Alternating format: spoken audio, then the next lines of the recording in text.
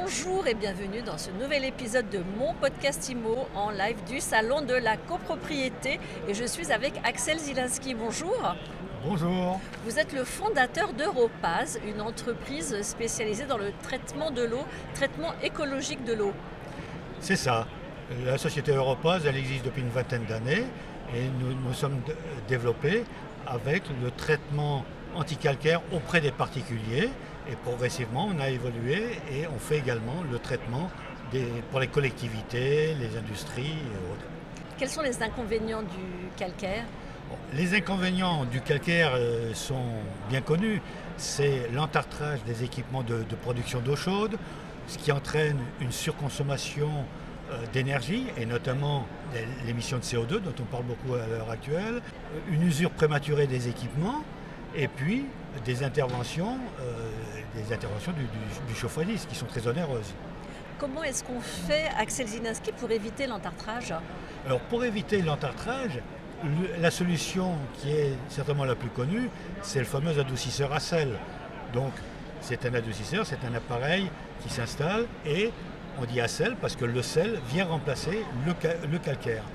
Voilà. Donc c'est un procédé qui s'est bien développé, qui a son efficacité, mais qui présente un certain nombre de contraintes. Il se trouve que face à l'adoucisseur, il y a plusieurs chercheurs ont cherché à mettre au point des procédés tels que l'aimant permanent, l'électroaimant, mais en général les résultats sont très aléatoires, parfois satisfaisants, mais bien souvent très médiocres, voire nuls. Qu'est-ce qu'on peut faire alors concrètement ? Or, comme dans tous les domaines, les technologies évoluent. Et il se trouve que depuis une vingtaine d'années, on trouve des appareils anticalcaires, donc c'est des traitements physiques et non pas chimiques, qui eux apportent une efficacité vraiment réelle, au point qu'actuellement, l'intérêt de l'adoucisseur est vraiment remis en cause. Alors les adoucisseurs dont vous parlez, ils se placent où ? Alors, les adoucisseurs, c'est une bonne question parce que l'adoucisseur, lui, il est destiné à traiter l'eau, comme je le disais, à modifier chimiquement l'eau. On remplace le calcium, très utile pour la santé, par du sodium, par du sel. C'est ce que tout le monde a, par exemple, avec le lave-vaisselle, sans s'en rendre compte, on a un adoucisseur dans le lave-vaisselle. On met du sel, voilà, c'est le principe de fonctionnement. Le problème qu'il y a, c'est qu'au niveau de l'eau de consommation, eh bien, l'eau devient impropre à la consommation. Donc, par exemple, dans un immeuble, il est totalement interdit de traiter l'eau froide générale avec un adoucisseur, étant donné qu'il adoucit l'eau de consommation.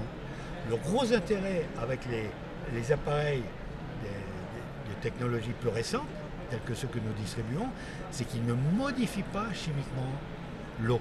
Donc, on peut traiter l'eau de consommation. Donc, et ça se passe où ? Alors, nous, on peut, au lieu de traiter uniquement, par exemple dans un immeuble, uniquement l'eau chaude, comme c'est le cas d'un adoucisseur, eh bien, on peut se mettre en amont et traiter l'eau froide générale, donc l'eau de consommation. C'est un appareil qui est très compact. Il est composé d'un petit boîtier qu'on fixe au mur, qui émet des ondes, et elles sont émises par l'intermédiaire d'un câble que l'on entoure autour de la canalisation. Ça ne prend pas de place. À la pause, il n'y a pas de travaux de plomberie, donc c'est très économique. Ça marche aussi pour les maisons individuelles. Ça marche également sur la maison individuelle. On met l'appareil sur arrivée d'eau.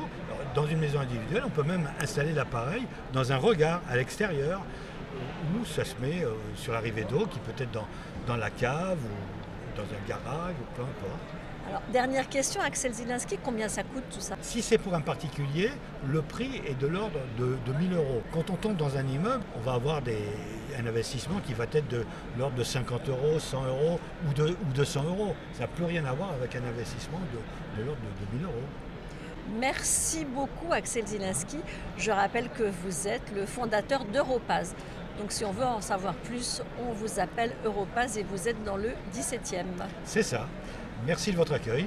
Et à très bientôt pour un nouvel épisode de mon podcast IMO à télécharger sur toutes les plateformes et à regarder sur mysweetimo.com.